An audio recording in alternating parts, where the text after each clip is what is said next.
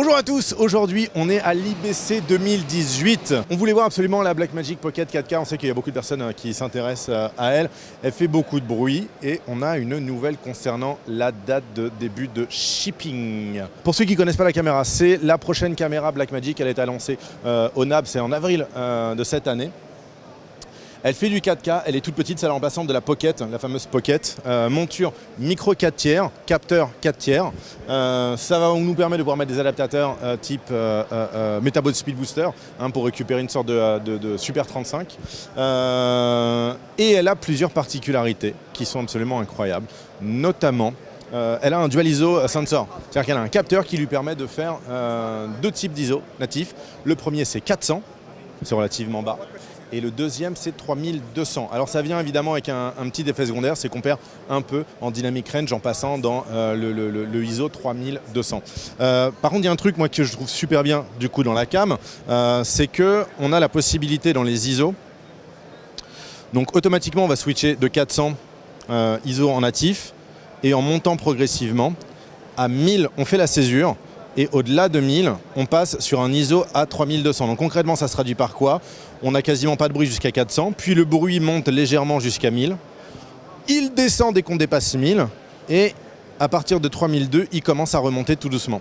Et on peut monter les ISO jusqu'à 25 600. Alors on nous a rassuré ici sur le stand de Blackma que le bruit à 25 600 était complètement nettoyable en post, d'autant qu'avec la caméra, on va pouvoir avoir gratuitement Resolve Studio, qui est équipé d'un réducteur de bruit. Donc ça c'est cool. Ici, on va trouver des boutons raccourcis, on en a 3, là. Et aussi, on a tous les boutons ici à portée de la main. Les ISO, le shutter speed et la white balance. Le bouton pour prendre une photo, trop bien. Et le bouton pour lancer le rack. Et ici, on a une wheel. Et cette wheel-là va nous permettre de pouvoir naviguer à l'intérieur des différents menus ISO, shutter speed et white balance pour trouver notre exposition souhaitée super rapidement plutôt que de devoir toucher l'écran. Mais on a de toute manière ici un écran tactile. Sur cet écran tactile, on peut sélectionner tout plein de choses, comme par exemple le mode des vitesses. Voilà. Le shutter angle, lancer le timecode run machin. Enfin, c'est exactement pareil que sur les Ursa Mini pour ceux qui connaissent. Les cartes, vous verrez qu'ici il y a deux slots, petite particularité. Ici donc du coup on a deux slots de cartes, une carte SD, une carte CFast. La carte SD nous permet de pouvoir enregistrer du 2K RAW.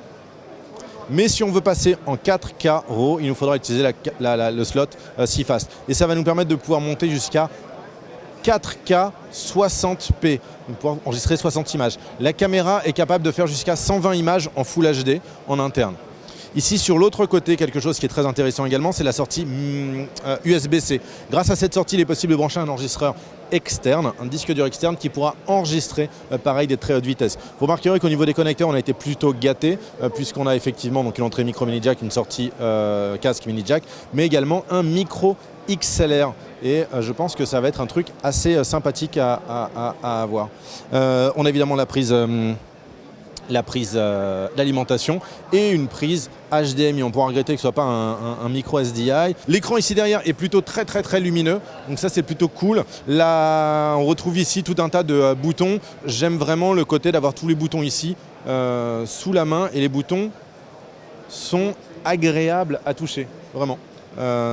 C'est pas comme la Blackmagic Pocket précédente où les boutons pouvaient être des fois un petit peu durs. Là, ils sont très bien. À l'intérieur des menus, on retrouve exactement pareil que les autres menus des Ursa et de tous les Blackmagic maintenant. Rien n'a changé. La seule chose, c'est qu'il y a possibilité de pouvoir burner la lutte à l'intérieur de l'image. Si vous sélectionnez ici, alors où est-ce que je vais aller? Est-ce que ça va être dans Rock? Voilà.